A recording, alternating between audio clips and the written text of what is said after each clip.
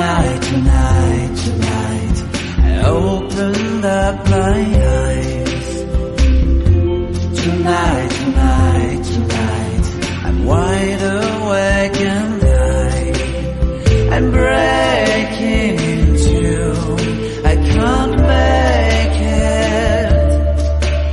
So will you save my life? Tonight, tonight, tonight, I'm talking in my sleep, and I'm tired of feeling like a secret I can keep. I'm letting it go, I say it. So will you set me free? There's nowhere I can go inside my head. There's no place left to hide where your memory and found me in. Tonight, tonight, tonight, there's nothing left to dream. And this broken lullaby, it's all that's left to sing. I keep waiting for you, I can't make it without you next to me. Oh no, no, no. Tonight, tonight, tonight, I opened up my eyes.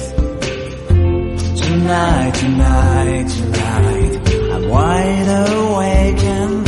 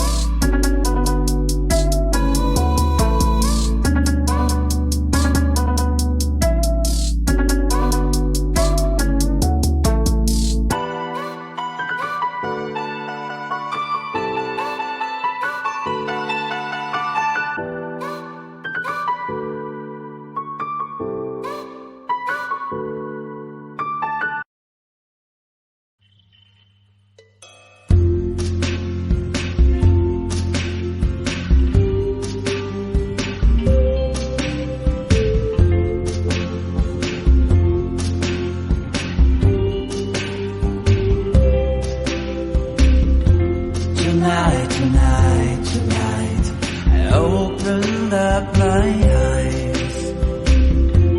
Tonight, tonight, tonight, I'm wide awake and I'm breaking in two. I can't make it. So will you save my life?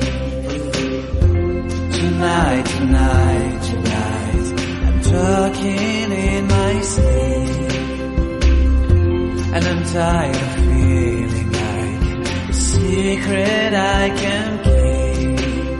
I'm late.